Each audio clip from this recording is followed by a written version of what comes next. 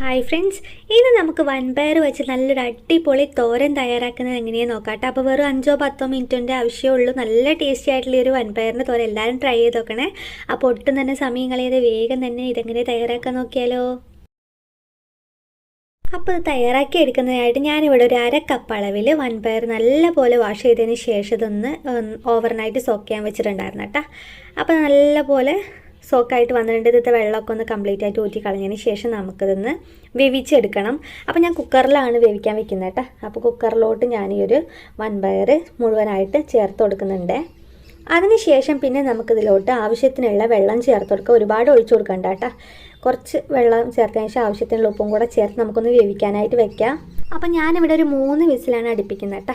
3 whistle വന്നതിന് ശേഷം നമുക്കൊന്ന് സ്റ്റവ് ഓഫ് ചെയ്തിട്ട് ഇതിൻ്റെ കംപ്ലീറ്റ് പ്രഷർ പോയതിന് ശേഷം നമുക്ക് തുറന്ന് നോക്കാം. അപ്പോൾ നല്ലപോലെ വെന്ത് വന്നിട്ടുണ്ടാവേ. ഞാനിപ്പോൾ നോക്കിയ ടൈമിൽ നല്ലപോലെ വെന്ത് വന്നിട്ടുണ്ടായിരുന്നു കേട്ടോ. ജസ്റ്റ് ഒന്ന് ഉടച്ച് നോക്കുമ്പോൾ നല്ലപോലെ അങ്ങ് വെന്ത് കിട്ടണം. ഈ രീതിക്ക് ആവണം. ഒട്ടും കുഴഞ്ഞു പോകരുത് കേട്ടോ. ഈ രീതിക്ക് മതി.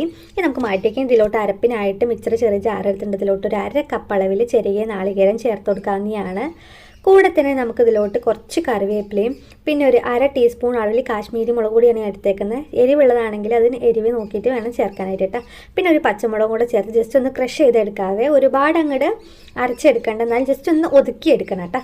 അപ്പോൾ ഇതുപോലെ അങ്ങ് ഒതുക്കിയെടുത്തിട്ടുണ്ട്. ഇത് മാറ്റിയേക്കാം. ഇനി ഒരു പാൻ വെച്ചിട്ട് നമുക്കൊന്ന് ചൂടായിട്ട് വരുമ്പോൾ ഇതിലോട്ട് 2 ടേബിൾ സ്പൂൺ അളവിൽ വെളിച്ചെണ്ണ ചേർക്കുന്നത്. വെളിച്ചെണ്ണ തന്നെ എടുക്കണം കേട്ടോ. അപ്പോൾ വെളിച്ചെണ്ണ ചേർത്തതിന് ശേഷം ഇതിലോട്ട് ഒരു 1/2 ടീസ്പൂൺ അളവിൽ കടുക് ചേർത്ത് നല്ലപോലെ അങ്ങ് പൊട്ടിപ്പൊരിഞ്ഞ് വരുന്ന സമയം വരെ വെയിറ്റ് ചെയ്യുക. അപ്പോൾ അത് നല്ലപോലെ പൊട്ടിപ്പൊരിഞ്ഞിട്ടുണ്ട്. ഇനി നമുക്കിതിലോട്ട് ഒരു 1/2 കഷ്ണം സവാള അരിഞ്ഞതാണ്, ചെറുതായിട്ട് അരിഞ്ഞെടുത്തേക്കുന്നതാണ്. അതും കൂടെ ചേർത്ത് നല്ലപോലെ ഒന്ന് വഴറ്റിയെടുക്കുക. ഒരുപാട് വഴറ്റിയെടുക്കേണ്ട, ജസ്റ്റ് ഒന്ന് വാടി കിട്ടിയാൽ മതി കേട്ടോ. അപ്പോൾ ഈ ഒരു വാടുന്ന ടൈമിൽ അതിലോട്ട് ഒരു 1/2 ടീസ്പൂൺ അളവിൽ മഞ്ഞൾപ്പൊടിയും കൂടെ ചേർത്തിട്ടുണ്ട്. അതിനുശേഷം നമുക്ക് നല്ലപോലെ ഒന്ന് ഒപ്പിച്ചെടുക്കാം. പിന്നെ നമുക്കിതിലോട്ട് അരച്ച് വെച്ചേക്കുന്ന ഒരു അരപ്പുണ്ടല്ലോ, ആ അരപ്പ് ചേർത്തതിന് ശേഷം ലോ ഫ്ലെയിമിൽ വെച്ച് നല്ലപോലെ ഈ ഒരു മസാല ഒന്ന് മൂപ്പിച്ചെടുക്കണേ. നല്ലപോലെ ഈ ഒരു തേങ്ങയുടെ മിക്സൊന്ന് മൂത്ത് വരുന്ന ടൈമിൽ നമുക്കിതിലോട്ട് നമ്മുടെ വേവിച്ച് വെച്ചേക്കുന്ന വൻപയർ ഉണ്ടല്ലോ അത് ചേർത്ത് കൊടുക്കുക. വെള്ളം ഊറ്റി കളഞ്ഞതിന് ശേഷമാണ് ഞാൻ ചേർക്കുന്നത്. എന്നാലും ചെറിയ രീതിക്ക് വെള്ളം ഉണ്ടാകുന്നാലും ഇതിൽ വേവിക്കാനായിട്ട് വെച്ചിട്ടുള്ള വെള്ളം നമുക്കിതിലേക്ക് ആവശ്യമില്ല കേട്ടോ. അപ്പോൾ ഞാൻ വൻപയർ ചേർത്ത് നല്ലപോലെ ഒന്ന് മിക്സ് ചെയ്തെടുക്കുന്നുണ്ട്. നല്ലപോലെ മിക്സ് ചെയ്തതിന് ശേഷം നമുക്ക് ഇതൊന്ന് അടച്ച് വെച്ചിട്ട് ഇതിൽ വെള്ളം ഒന്ന് കംപ്ലീറ്റ് ആയിട്ടൊന്ന് വറ്റിച്ചെടുക്കണം. അപ്പം ഞാനിവിടെ നിന്ന് മിക്സ് ചെയ്തതിന് ശേഷം അടച്ച് വെച്ചിട്ടുണ്ട്. അപ്പോൾ നന്നായിട്ട് അത്യാവശ്യം നല്ലപോലെ വെള്ളമൊക്കെ ഒന്ന് വറ്റി വരുന്ന ടൈമിൽ നമുക്ക് തുറന്ന് നോക്കാം. ഈ ഒരു ടൈമിൽ നമുക്കിതിലോട്ട് കുറച്ച് കറിവേപ്പിലയും കൂടെ ചേർത്ത് കൊടുക്കാവുന്നതാണ് കേട്ടോ.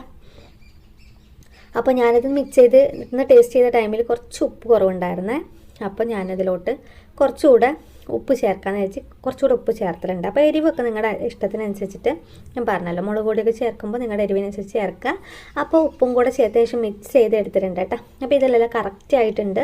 അപ്പോൾ നല്ല അടിപൊളിയായിട്ടുള്ള നമ്മുടെ വൻപയർ തോരൻ ഇവിടെ റെഡി ആയിട്ടുണ്ട്. ചോറിന് ഇത് മാത്രം മതിയിട്ട് അത്രയും ടേസ്റ്റിയാണ്.